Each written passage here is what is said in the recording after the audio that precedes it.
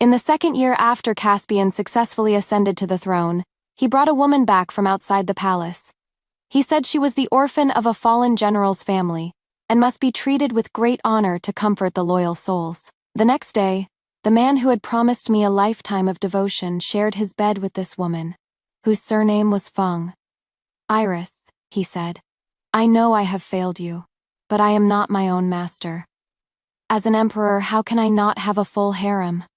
I smiled without a word. Back in my own palace, I asked my maid, "Lily, how much longer until we can go home?" Lily replied softly, "Your Majesty, just 10 more days." How wonderful! Only 10 more days. Perhaps he overheard my conversation with Lily, for Caspian strode in. When he saw me, his voice trembled. "Iris, what 10 days?" Faced with Caspian's pressing questions, I explained calmly, "In 10 days, I have an outing with several ladies. Does your Majesty wish to join?" Hearing this, the anxiety on Caspian's face eased. "Since it is an outing for you ladies, I will not go." As if remembering something, Caspian gripped my hand again. "Iris, I hope you will not take the matter of Clarice to heart. Her father and brother both died in battle. If I cannot give her a place to rely on, she will be all alone. How can she survive? If you mind, you can hit me, you can scold me. I just hope you will not ignore me." He was the emperor, no longer just my husband. Could I hit him and scold him as I pleased? He simply did not want to do it. I nodded, my face still an impassive mask. "Your Majesty need not explain. I understand everything." He finally let out a heavy breath, and as he had countless times before, he coaxed me in the gentlest tone.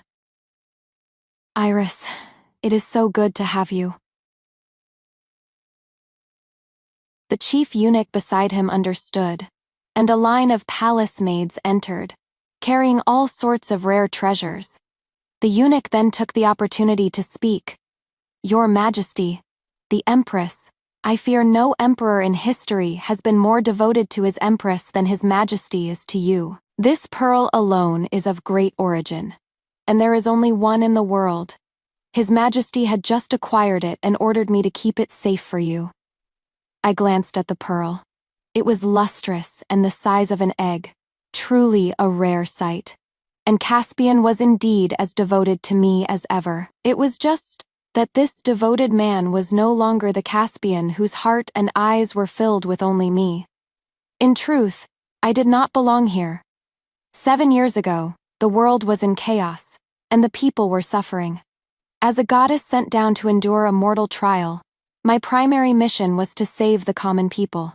And it was 7 years ago that I met Caspian. At that time, the emperor was a foolish and incompetent ruler, and the people were in misery. Caspian was just a neglected prince in the palace.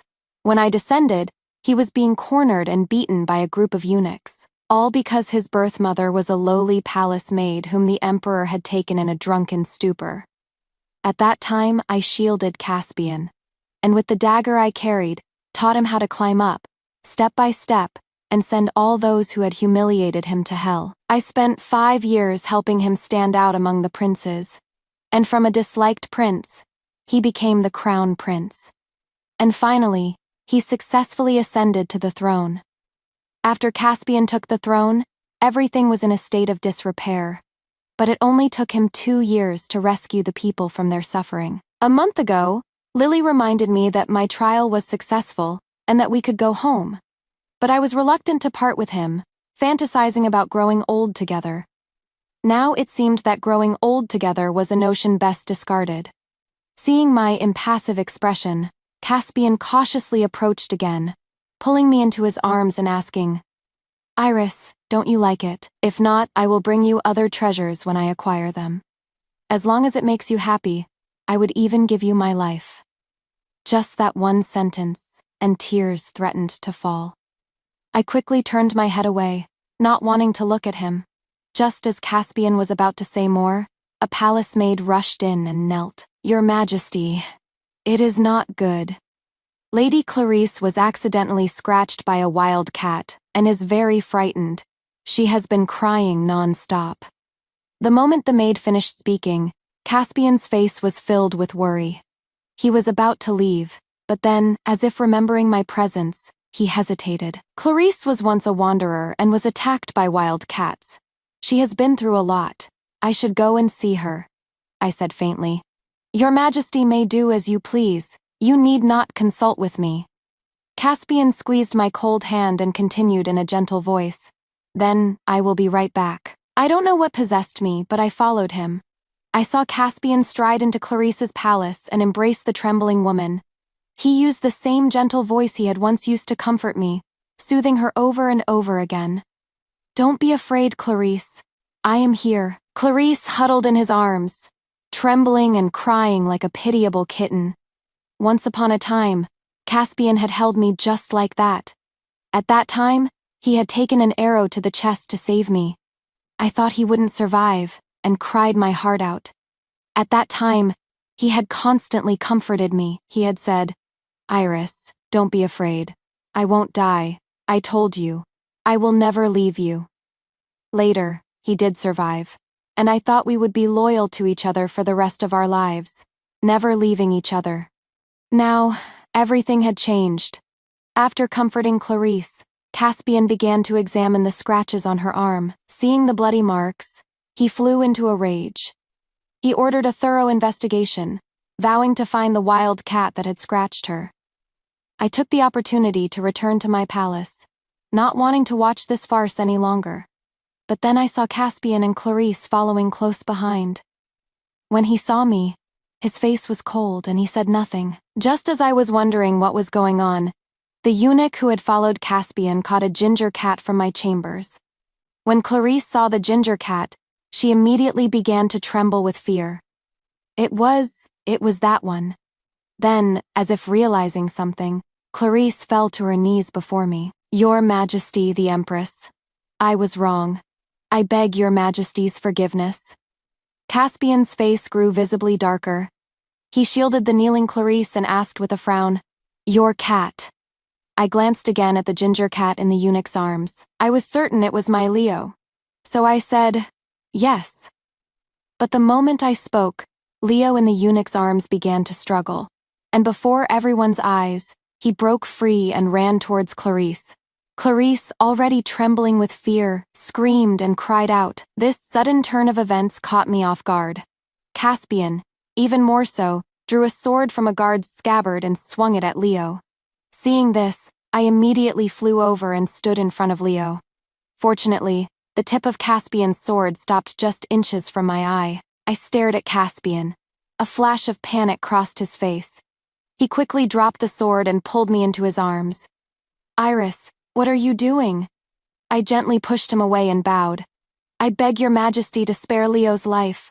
I am willing to be confined to my chambers. Caspian frowned. Why must you be like this, Empress? It is just an animal. Just an animal.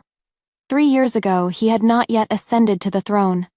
The former emperor had deposed the previous crown prince and named him the new one. But the deposed crown prince was resentful and had set up an ambush for us on one of our outings. We were surrounded by the prince's assassins, with no water and no food. To go out was to die, and to stay was also to die. It was then that we saw Leo, as if he had a spirit of his own. He climbed the steep cliffs and brought us food, dropping it before us. Sometimes it was a bird, sometimes a young rabbit, and sometimes a snake he had hunted. For a full 7 days, we drank blood and ate the meat he brought us until Lily finally arrived with reinforcements. As we were leaving, I called to Leo and told him that if he was willing to leave with me, he should come to me. Leo agreed, and from then on, we took him with us wherever we went. Later, when he successfully ascended to the throne, Leo stayed in the palace with me. So, to both of us, Leo was not just an animal, but a savior. Now, for Clarice, he was going to kill him. Thinking of this, I held Leo in my arms and said in a heavier tone, I beg your Majesty to spare his life. Caspian sighed. Fine, since he is the Empress's beloved pet, and he has made a mistake, he will be confined. He took Leo from my arms and put him in a cage. Then he looked at Clarice. I will take you back to your palace and have the imperial physician treat you. After Caspian and Clarice left, Lily whispered, "Your Majesty, Leo has always been so well and behaved. For him to suddenly scratch Lady Clarice, I fear there is something suspicious about it." I nodded and carefully examined Leo in his cage. There were no injuries on him, and after Clarice left, he even purred contentedly as I stroked him, as if the cat that had arched its back and attacked Clarice was another wild cat. It seems the problem lies with Clarice. Clearly, Lily understood this too. Seeing my grave expression, she added, "Your Majesty, I will keep a close watch on Leo these next few days and will not allow him to wander off." But despite our best efforts, something went wrong on the third day. Lily came rushing to report that the cage holding Leo had been opened at some point, and Leo was gone. Fearing that Leo had gone to Clarice's palace again, I ordered the other palace staff to search for him, and I rushed over with Lily. But before we could even reach Clarice's palace, a palace maid who had gone out to search came rushing back and knelt before me. "Your Majesty the Empress, we have found Leo." My heart leaped with joy, but seeing the maid's troubled expression, I quickly asked, "What is wrong?"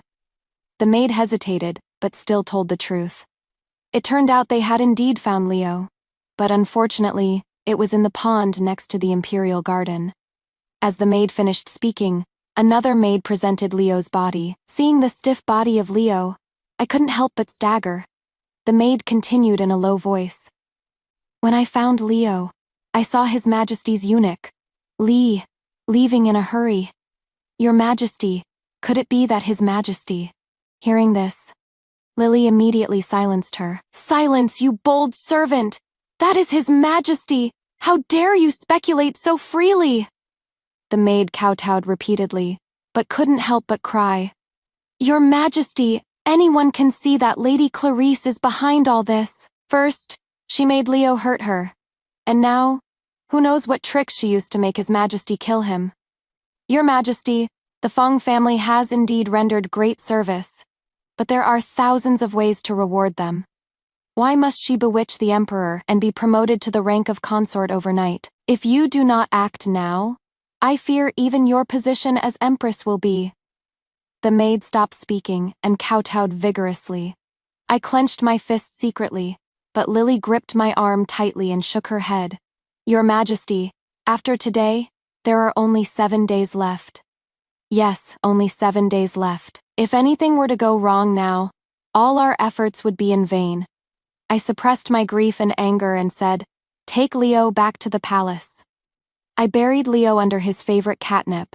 I even wrote scriptures for a day and a night to pray for his soul. During these few days, although Caspian had sent Lai to deliver many novelties, he had not set foot in my bedchamber.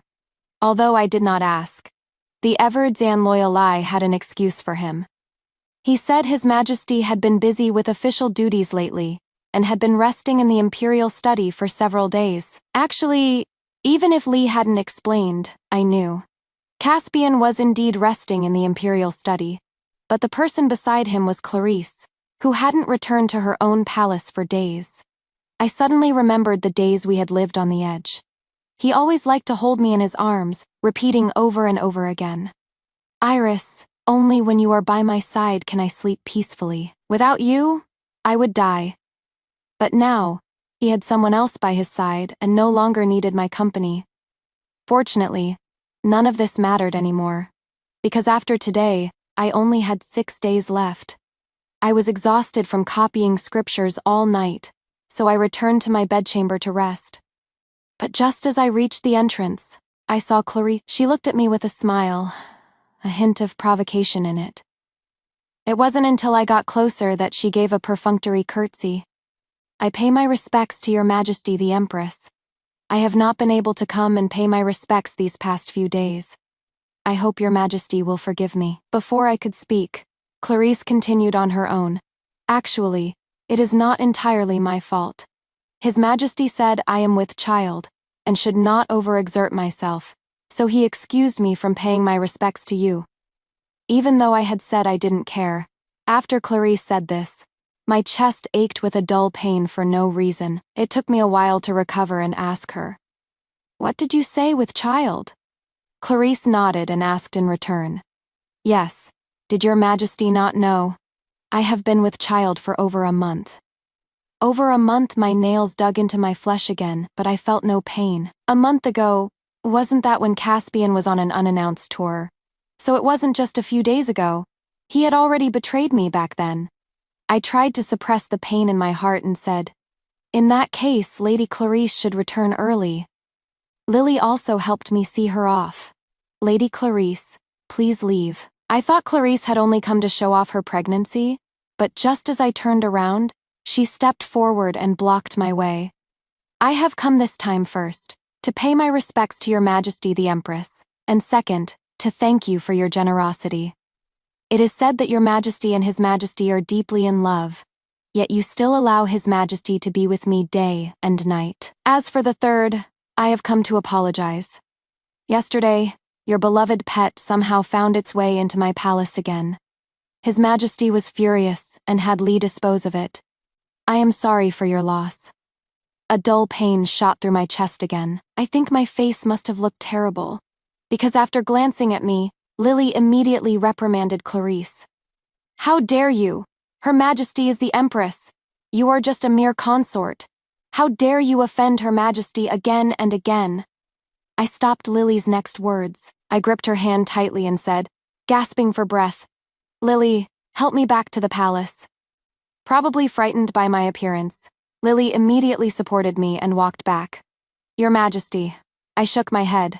Lily, I'm fine. But my chest was filled with the vivid image of Leo. That was Leo. The Leo who had gone through life and death with us. How could he have done it? But just as we entered the bedchamber, I swayed and then spat out a mouthful of blood.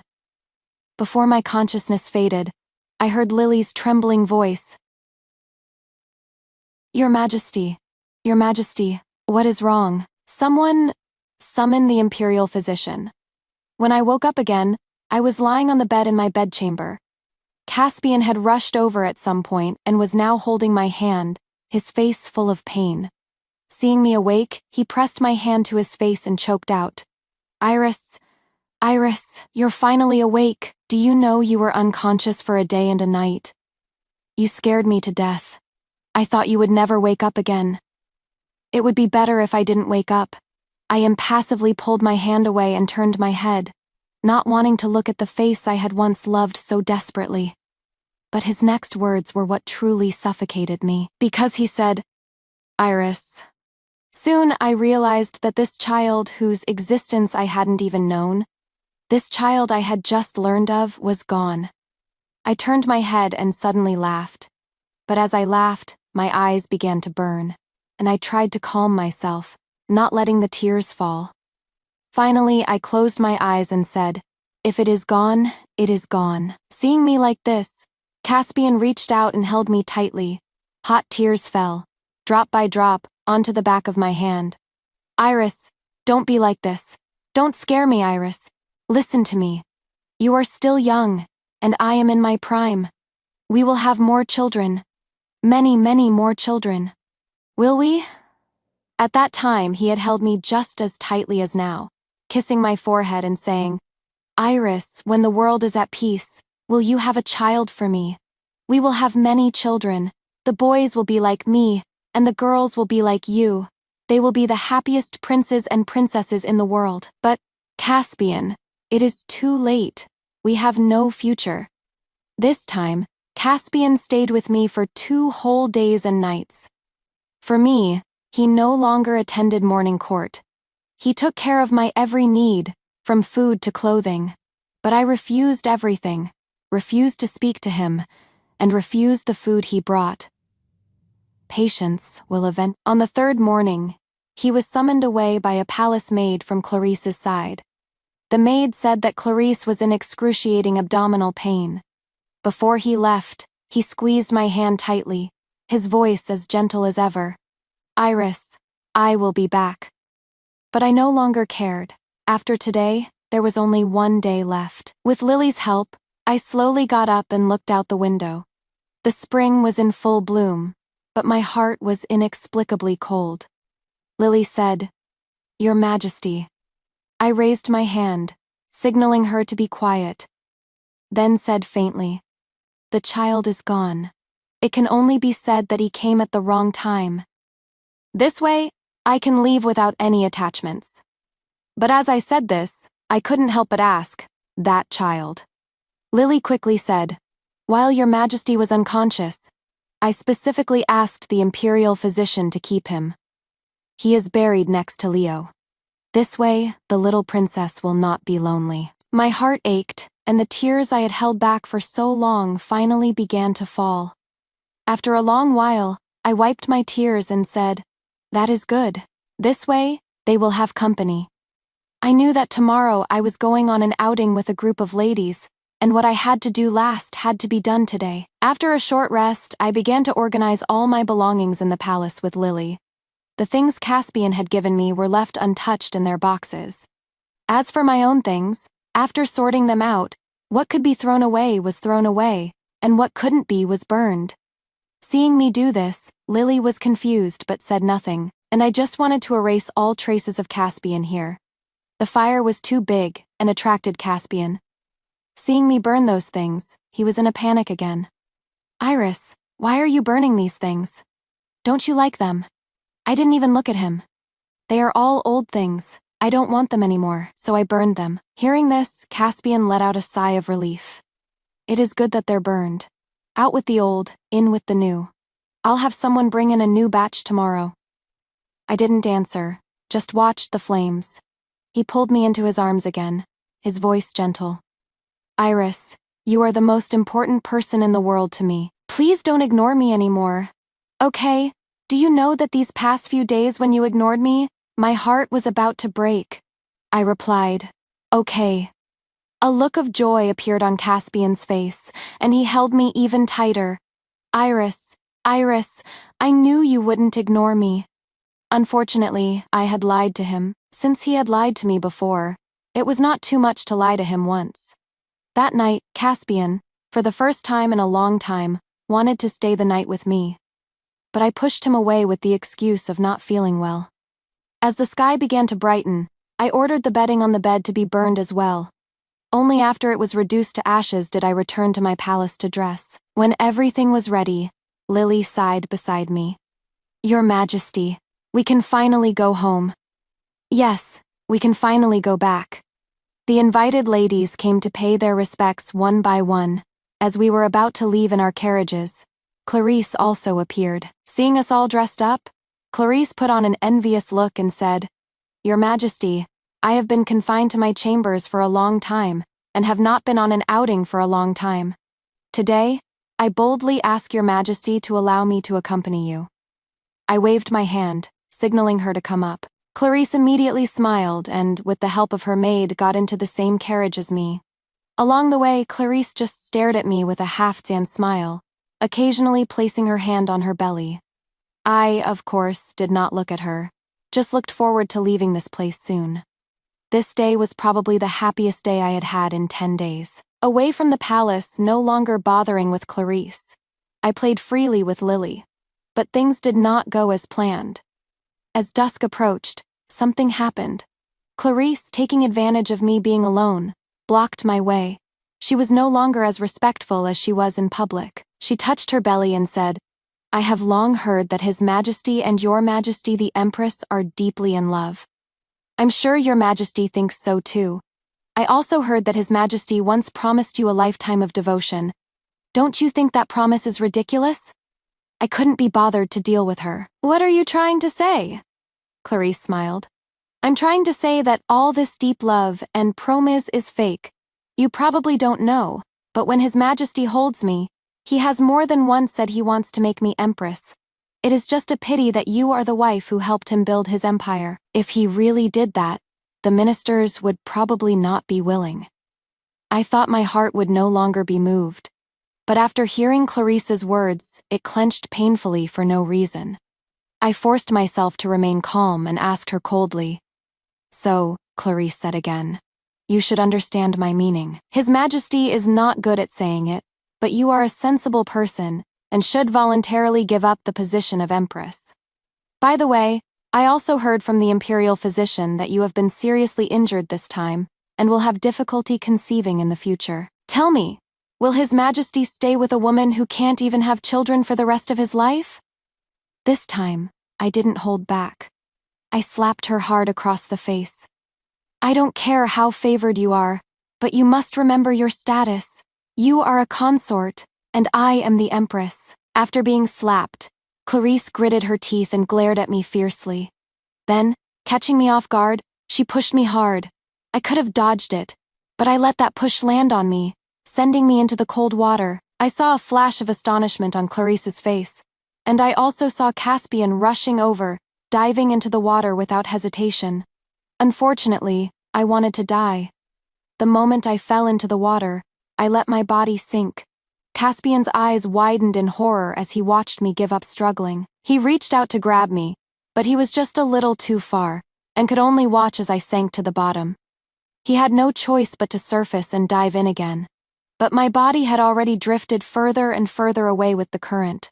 I knew I was going back, because I could already see my Leo standing not far away, jumping up and down as if to welcome me. Beside him was a pretty and cute girl with pigtails. She rushed towards me, her soft and fragrant little face rubbing against me. "Mommy, Mommy." I looked back and saw Lily's tears and streaked face. She said, "Your Majesty, we are finally home." Under the clouds was my pale, bloodless face, and Caspian, holding my body, wailing in agony. But none of this had anything to do with me. The goddess's trial was successful. There was no longer an Iris in this world. Caspian had never thought that Iris, who had once promised to grow old with him, would leave him just like that. He searched the water for a day and a night, only to find a cold corpse. He held the body and sat by the river for 3 days and 3 nights, without eating a single grain of rice. He murmured, "Iris, didn't we promise to be together for a lifetime? Why did you leave me just like that?" He chided the palace staff for not taking good care of the Empress, and finally his gaze fell on Clarice. "It was you. You killed her." Clarice trembled with fear, but she was speechless. After all, the Emperor had seen with his own eyes that she had pushed Iris into the water. As if remembering something, Iris desperately explained, "Your Majesty, even if I had the ability, this river couldn't have killed Her Majesty. Your Majesty, think about it. Her Majesty has gone through life and death with you for many years. What is this little bit of water?" Caspian instantly understood. Yes, he and she had gone through life and death for many years. This little bit of water could not harm her. She wanted to die. But why? Why did she want to leave him? He wanted to ask Iris's maid, but found that the maid had also disappeared without a trace. Not only that, but everything in her bedchamber was gone. There were no calligraphy and paintings she had practiced on, no bedding and clothes that carried her scent. Only the rare treasures he had given her after he ascended to the throne were left. Thinking back now, it seemed that after he brought Clarice back to the palace, she had become a different person. It turned out that she had wanted to leave him back then. He frantically ran to the place where she had burned everything and, regardless of the consequences, began to rummage through the ashes with his bare hands. He finally found a notebook that had not been completely burned.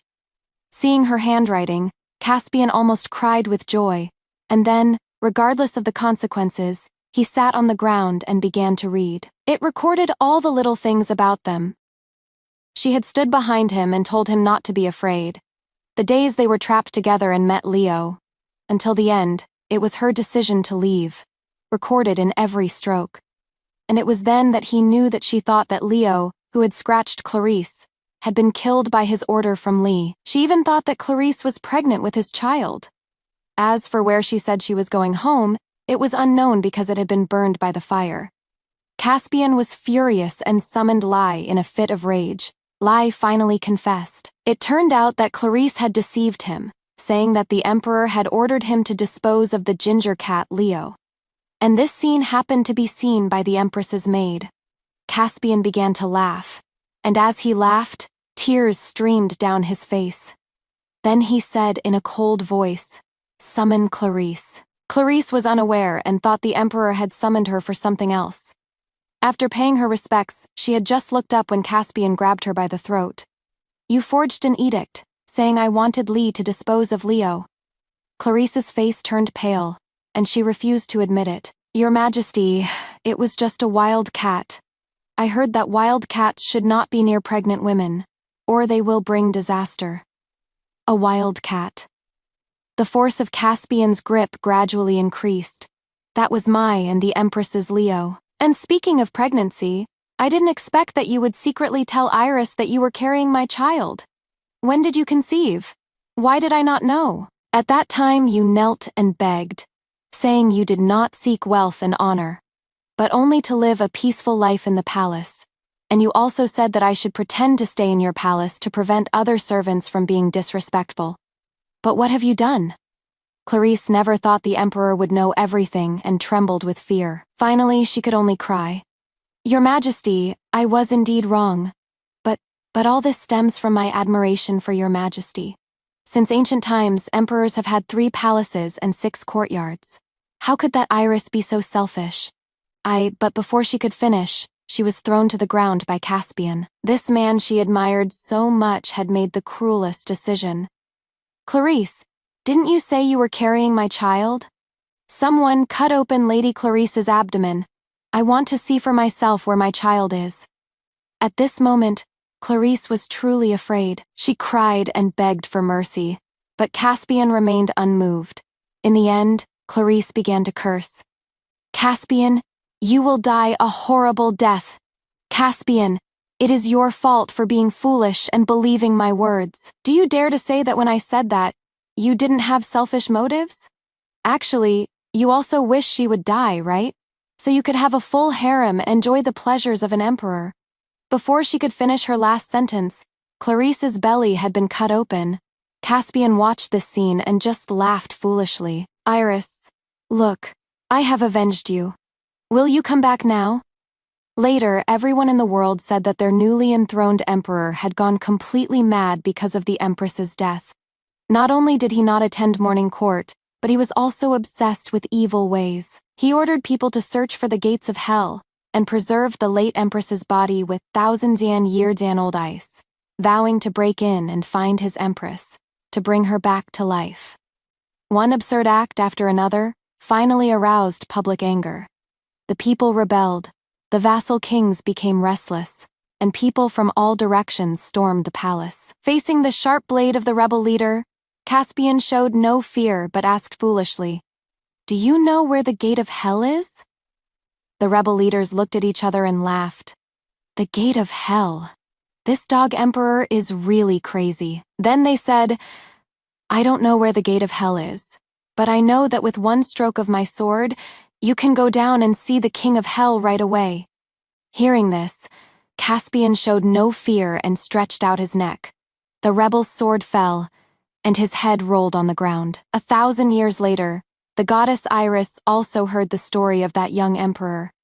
It was said that he had searched for his beloved empress in the underworld for 1,000 years, but still could not find her. Some lonely ghost said, if you can't find your empress in the underworld, could she be in the heavens? This one sentence awakened the ghost. Caspian suddenly remembered that when they were fighting side by side, Iris had once confessed to him after drinking too much. She had said that she was a goddess who had descended to endure a mortal trial. Once he ascended to the throne and rescued the people from their suffering, her trial would be successful. He had thought it was just drunken talk, but now it seemed it might be true. Hearing these rumors, the little fairy Lily said with a worried expression, Goddess, I heard that the mortal emperor, Caspian, has pleaded with the heavenly emperor, willing to be annihilated in exchange for a chance to go to the heavens, to find his empress, just to see her one more time. Goddess, why don't we go and travel outside the 9 heavens with the little princess for a while? Iris seemed not to understand and looked at Lily. He is looking for his empress. Why should we avoid him? I am not going anywhere. Lily let out a breath of relief. It seemed that the water of forgetting the immortal had given her back then had worked. The goddess did not remember some of the dirty things she had experienced during her mortal trial. So she said, no need to avoid, no need to avoid. The story of the young emperor being willing to be annihilated in exchange for a chance to go to the heavens, to find his wife, was spread among the immortals. Some said the emperor was devoted, choosing beauty over the country. Others said that the woman surnamed Feng was shameless, having torn a couple apart. Still others said that the empress was foolish, and the two had had a misunderstanding. It was a pity that the emperor was searching for his beloved wife in heaven and on earth. Just as Iris was passing by, she couldn't help but comment. In my opinion, it is that the emperor is both passionate and heartless. If he had not been moved by that woman surnamed Feng, why would he have brought her into the palace and made her a consort? What could he not have rewarded her with? Now he is pretending to be devoted. It is nothing more than the unrequited love of his youth.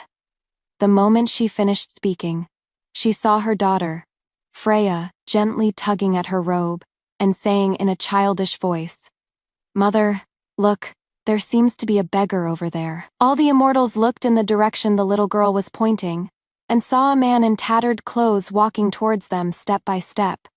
With each step, he would carefully observe the people around him and ask, "Do you know my empress? Her name is Iris." All the immortal maidens shook their heads. They only knew each other's immortal status and position. How would they know what they were called in the mortal world? Finally, that figure approached Iris. The moment he saw her, tears streamed down his face. He asked tentatively, "This immortal lady, do you know my empress? Her name is Iris." Lily gripped Iris's hand tightly, her face pale with nervousness. Iris also seriously sized up the man in front of her and finally said, "I am Iris, but I do not know the empress you speak of." Actually, her intuition told her that she should know him. She even had a guess that the empress the man was looking for was probably her, but the past was just a fleeting cloud. She was a goddess, and had lived for nearly 10,000 years. Whether it was her or not, whether she remembered or not, what did it matter?